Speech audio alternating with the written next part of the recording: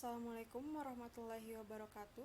Yang terhormat Bapak Dr. Yayat Karyana MSI selaku dosen pembimbing, yang terhormat Ibu Dr. Lisnur Wahidah Doktoranda MSI selaku dosen penguji, saya Wian Pedila NPM 1006011180024 dan rekan saya Safira Nur Fauzia NPM 1006011180025.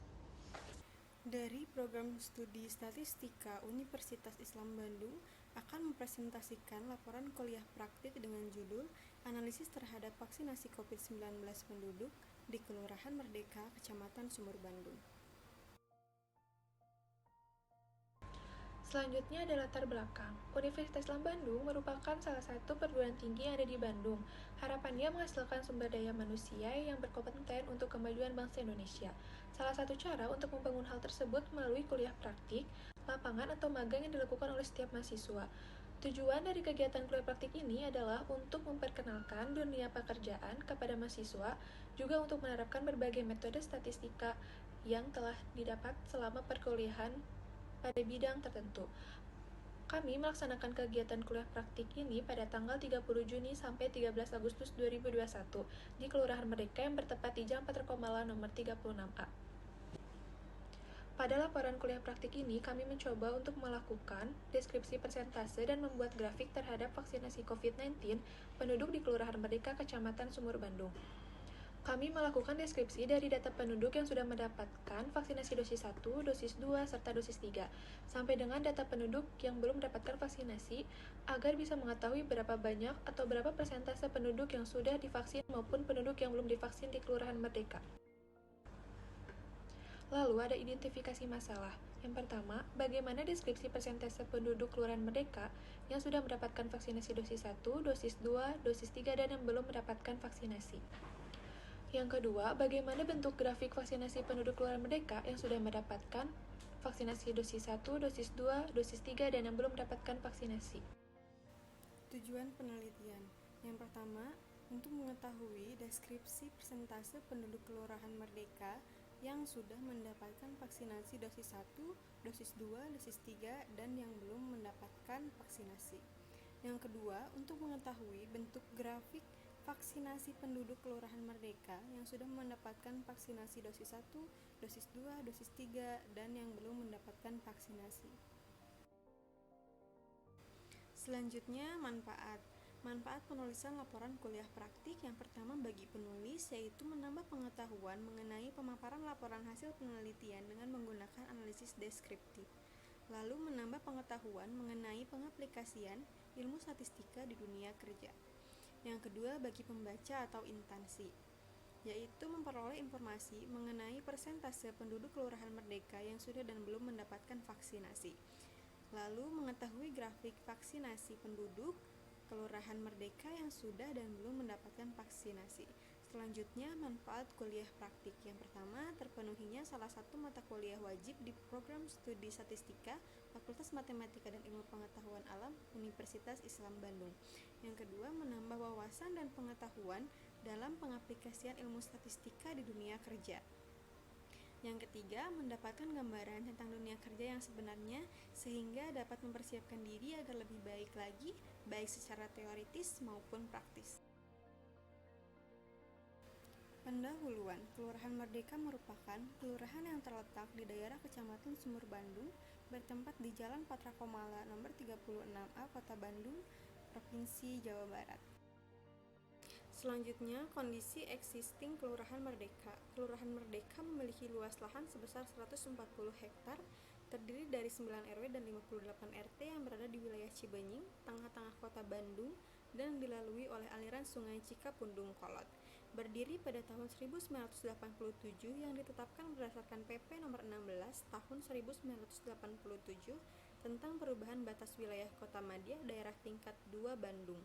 Dari sejak berdirinya, sudah mengalami 6 kepemimpinan lurah dan 1 kepemimpinan PLT lurah. Lurah ke-1 ada Bapak Ahadiat yang menjabat pada tahun 1987 sampai 1993. Lurah kedua ada Bapak Rosidin yang menjabat pada tahun 1993 sampai 1997. Lurah ketiga ada Bapak Gandi Sanjaja yang menjabat pada tahun 1997 sampai 2003. Lurah keempat ada Bapak Cece Sahroni SH yang menjabat pada tahun 2003 sampai 2017. Lurah keempat ada Bapak Dedi Subarna yang menjabat pada tahun 2017 sampai 2019. Yang keenam ada PLT Lurah yaitu Dr. Randa Hajah Edma Ramayanti yang menjabat pada tahun 2019 sampai 2021. Lurah ketujuh ada Bapak Tri Priyatno Manunggal Imtias SSTP yang menjabat pada tahun 2020 sampai dengan sekarang. Selanjutnya kependudukan. Kelurahan Merdeka memiliki jumlah penduduk 9.715 jiwa pada tahun 2020. Terdiri dari 5.031 jiwa laki-laki dan 4.684 jiwa perempuan. Jumlah kepala keluarga di Kelurahan Merdeka Kecamatan Sumber Bandung, Kota Bandung saat ini mencapai 2.550 kartu keluarga. Dengan rincian jumlah penduduk berdasarkan struktur umur sebagai berikut. Umur 0-4 tahun, laki-laki berjumlah 632, perempuan berjumlah 495 dengan total 1.118 jiwa. Pada umur 5-9 tahun, laki-laki berjumlah 367, perempuan 328 dan total 695. Pada umur 10-14 tahun, laki-laki berjumlah 514, perempuan berjumlah 445 dan total 959 dan seterusnya.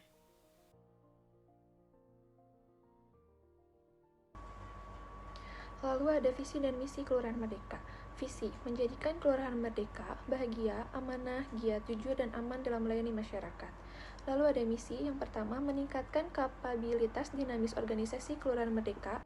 Yang kedua, membentuk aparatur birokrasi yang handal dan profesional. Yang ketiga, menunjukkan pelayanan prima. Yang keempat, mewujudkan komitmen bersama yang kuat antara pemerintah, swasta, dan masyarakat. Dan yang terakhir, menciptakan lingkungan yang kondusif di Kelurahan Merdeka.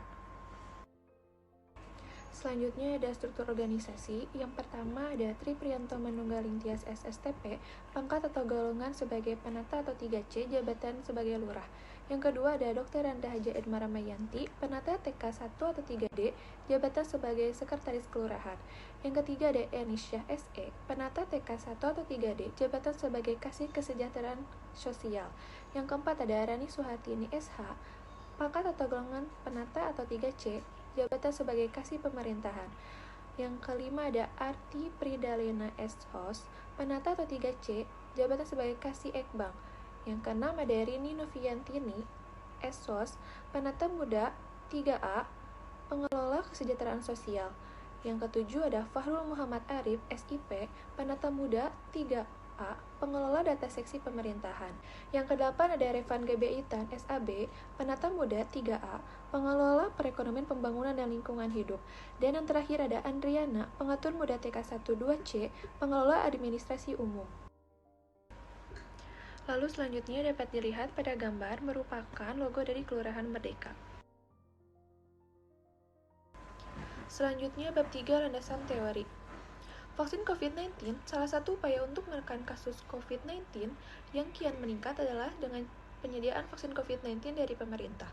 Pemberian vaksin COVID-19 adalah solusi yang paling jitu untuk mengurangi jumlah kasus infeksi virus SARS-CoV-2 penyebab penyakit COVID-19, tentunya disertai dengan protokol kesehatan. Lalu ada istilah vaksin dan imunisasi. Imunisasi adalah suatu upaya untuk membentuk atau meningkatkan kekebalan tubuh baik orang dewasa maupun anak-anak terhadap suatu penyakit, sedangkan vaksin merupakan suatu antigen atau benda asing yang dimasukkan ke dalam tubuh untuk menghasilkan reaksi kekebalan tubuh terhadap penyakit tertentu. Vaksin biasanya berisi mikroorganisme, misalnya virus atau bakteri yang sudah mati atau masih hidup tetapi dilemahkan. Lalu ada istilah vaksin dan imunisasi. Imunisasi adalah suatu upaya untuk membentuk atau meningkatkan kekebalan tubuh, baik orang dewasa maupun anak-anak, terhadap suatu penyakit, sedangkan vaksin merupakan suatu antigen atau benda asing makanan atau BPOM. Selanjutnya ada jenis-jenis vaksin COVID-19 di Indonesia. Yang pertama ada Sinovac. Vaksin Sinovac ini diciptakan di Cina dengan metode inactivated virus, yakni tidak mengandung virus hidup karena virus telah dimatikan. Berdasarkan uji klinis fase 3 di Bandung, Jawa Barat, efikasi vaksin Sinovac mencapai 65,3%. Yang kedua ada AstraZeneca. Vaksin AstraZeneca ini diciptakan berdasarkan metode rekayasa genetika untuk memicu respon imun. Vaksin dari Inggris ini memiliki efikasi mencapai 63,9%. Dan yang terakhir ada vaksin Moderna. Vaksin yang memanfaatkan virus corona yang telah dimatikan atau dilemahkan. Ada juga vaksin yang memanfaatkan teknologi rekayasa genetika. Selanjutnya, mengawal ketersediaan vaksin COVID-19. Langkah yang dilakukan pemerintah untuk memastikan pengembangan dan produksi vaksin COVID-19 agar dapat berjalan lancar. Pengawasan distribusian vaksin, salah satu persyaratan dalam pendistribusian vaksin adalah bahwa perusahaan yang mendistribusikan vaksin tersebut harus memiliki izin sebagai pedagang besar farmasi yang diterbitkan oleh Kementerian Kesehatan dan mendapatkan izin edar yang diterbitkan oleh BPOM. Ada dua jenis pengelolaan distribusian vaksin, yaitu pengelolaan bahwa perusahaan yang mendistribusikan vaksin tersebut harus memiliki izin sebagai pedagang besar farmasi yang diterbitkan oleh Kementerian Kesehatan dan mendapatkan izin edar yang diterbitkan oleh BPOM. Ada dua jenis pengelolaan distribusian vaksin, yaitu pengelolaan distribusi vaksin di PBV dan pengelolaan distribusian vaksin di fasilitas pelayanan kefarmasian. Lalu ada pengawasan mutu vaksin COVID-19. Pengawasan mutu dan keamanan vaksin bukan hanya dari proses perizinan, tetapi juga pengawalan dan pengelolaan vaksin terkait penyimpanan dan pengiriman vaksin ke seluruh wilayah Indonesia, agar kualitas dan manfaatnya tetap terjaga dan efektif. Vaksin idealnya disimpan di tempat bersuhu dingin, yaitu kulkas atau kotak es dengan suhu sekitar 2-8 derajat Celcius. Selanjutnya, penyajian data. Statistika deskriptif merupakan bidang ilmu statistika yang mempelajari cara-cara pengumpulan, penyusunan, dan penyajian data suatu penelitian. Statistik deskriptif berfungsi untuk mendeskripsikan atau memberi gambaran terhadap objek yang diteliti. Statistika deskriptif adalah metode-metode yang berkaitan dengan pengumpulan dan penyajian suatu data sehingga memberikan informasi yang berguna. Menurut Walpole pada tahun 1995. Lalu rata-rata. Rumus untuk rata-rata sampel adalah X bar sama dengan sigma XI dibagi N. Rumus untuk rata-rata populasi adalah mu sama dengan sigma XI dibagi N kapital dengan keterangan X bar sama dengan rata-rata sampel, XI sama dengan nilai pengamatan ke I, N yaitu banyaknya pengamatan dalam sampel, dan N kapital banyaknya pengamatan dalam populasi. Selanjutnya, diagram batang. Penyajian data dengan menggunakan gambar akan lebih menjelaskan lagi persoalan secara visual. Diagram batang yang digambarkan secara tegak disebut diagram batang tegak, sedangkan yang digambarkan secara mendatar disebut diagram batang mendatar. Melalui data sampel atau populasi, menurut Sugiono pada tahun 2007. Contohnya seperti gambar yang di bawah. Selanjutnya, pie chart. Pie chart atau diagram lingkaran merupakan grafik statistik berbentuk lingkaran yang dibagi menjadi beberapa irisan. Dan luasnya bergantung kepada proporsi numerik atau kuantitas dari data yang dimiliki seperti contoh di samping. Selanjutnya, kegiatan kuliah praktik. Kelurahan Merdeka yang beralamat di Jalan Patra Komalah nomor 36A Bandung, Provinsi Jawa Barat, merupakan instansi yang dipilih oleh penulis dan telah mendapatkan persetujuan pihak Kelurahan Merdeka untuk dijadikan sebagai tempat pelaksanaan kuliah praktik. Penulis berkesempatan melaksanakan kegiatan yang ditempatkan pada bagian pelayanan dan arsip di Kelurahan Merdeka. Kuliah praktik ini dilaksanakan pada tanggal 30 Juni sampai 13 Agustus 2021 dengan menyesuaikan hari dan jam kerja yang berlaku di Kelurahan Merdeka. Pekerjaan yang dilakukan penulis diantaranya menginput data mengenai keluar masuk penduduk, membuat surat keterangan usaha, kematian, serta menginputnya ke dalam buku arsip Kelurahan Merdeka. Lalu menginput data hasil vaksinasi di Kelurahan Merdeka. Yang terakhir melakukan pencatatan laporan hasil vaksinasi di Kelurahan Merdeka. Selanjutnya, yang pertama, penilaian pembimbing dari pihak instansi. Pembimbing dari pihak instansi yaitu pembimbing dari Kelurahan Merdeka menilai kinerja kami selama melakukan kuliah praktik sangat baik untuk seluruh jenis kemampuan, yaitu komunikasi, kerjasama, kemandirian, kreativitas, dan kemampuan. Dan yang kedua, Kendala dalam kuliah praktik. Yang pertama, penempatan di ruang tempat kerja tidak selalu di tempat selalu berpindah-pindah. Tetapi seiring dengan berjalannya waktu, kami mendapatkan pengarahan dari pembimbing lapangan sehingga kendala-kendala tersebut dapat diatasi. Yang kedua, kurang percaya diri dengan hasil tugas pertama yang diberikan.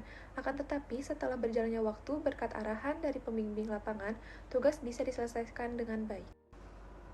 Selanjutnya, hasil dan pembahasan. Dapat dilihat pada gambar tersebut merupakan data vaksinasi COVID-19 penduduk Kelurahan Merdeka yang didapat dari DPT atau Daftar Pemilihan Tetap. Selanjutnya, hasil analisis deskriptif pada data vaksinasi COVID-19. Jumlah dan persentase vaksinasi COVID-19 penduduk Kelurahan Merdeka. Pada rentang umur 18-49 tahun, warga yang sudah mendapatkan vaksinasi COVID-19 dosis 1 ada sebanyak 814 orang, dosis 2 sebanyak 1.146 orang, dosis 3 sebanyak 6 orang, dan yang belum vaksin sebanyak 1.875 orang dengan persentase dosis 1 sebesar 13,4%, dosis 2 sebesar 18,86%, dosis 3 sebesar 0,1% dan yang belum mendapatkan vaksinasi sebesar 30,86%. Pada rentang umur 50 tahun ke atas, warga yang sudah mendapatkan vaksinasi COVID-19 dosis 1 sebanyak 245 orang, dosis 2 sebanyak 780 orang, dosis 3 sebanyak 3 orang, dan yang belum vaksin sebanyak 1.206 orang dengan persentase dosis 1 sebesar 4,01%, dosis 2 sebesar 12,84%, dosis 3 sebesar 0,05%, dan yang belum vaksin sebesar 19,85%. Selanjutnya, diagram total vaksinasi COVID-19 usia 18 tahun ke atas. Berdasarkan diagram batang di samping, jumlah vaksinasi COVID-19 dari nilai terbesar sampai nilai terkecil sebagai berikut. Yang pertama, total warga yang belum mendapatkan vaksinasi COVID-19 yaitu sebanyak 3.081 orang. Yang kedua, total warga yang sudah mendapatkan vaksinasi dosis 2 yaitu sebanyak 1.926 orang. Yang ketiga, total warga yang sudah mendapatkan vaksinasi dosis 1 yaitu sebanyak 1.059 orang. Yang terakhir, total warga yang sudah mendapatkan vaksin dosis 3 yaitu sebanyak 9 orang. Lalu dapat dilihat pada diagram pie chart tersebut persentase vaksinasi COVID-19 di Kelurahan Merdeka dan 3 kategori vaksinasi COVID-19 yang memiliki persentase terbesar yaitu yang pertama, persentase terbesar dengan nilai 51% dimiliki oleh warga yang belum mendapatkan vaksinasi COVID-19. Yang kedua, persentase kedua terbesar dengan nilai 32% dimiliki oleh warga yang sudah mendapatkan vaksin dosis 2. Dan yang ketiga, persentase ketiga terbesar dengan nilai 17% dimiliki oleh warga yang sudah mendapatkan vaksin dosis 1. Selanjutnya, berdasarkan hasil analisis yang telah dilakukan, dapat disimpulkan bahwa persentase penduduk Kelurahan Merdeka yang belum mendapatkan vaksinasi COVID-19 memiliki nilai terbesar yaitu sebanyak 3.081 warga usia 18 tahun ke atas dengan persentase sebesar 50,72%, serta nilai terkecil dimiliki oleh warga Kelurahan Merdeka yang sudah mendapatkan vaksinasi dosis 3 sebanyak 9 warga usia 18 tahun ke atas dengan persentase 0,15%. Lalu, diagram total vaksinasi COVID-19 usia 18 tahun ke atas, warga Kelurahan Merdeka masih banyak yang belum melakukan vaksin COVID-19, tetapi 49,25%, hampir 50% warga Kelurahan Merdeka sudah mendapatkan vaksinasi COVID-19 baik untuk dosis 1, dosis 2, maupun dosis 3. Sekian pemaparan dari kami, mohon maaf bila ada kesalahan dan kekurangan. Wassalamualaikum warahmatullahi wabarakatuh.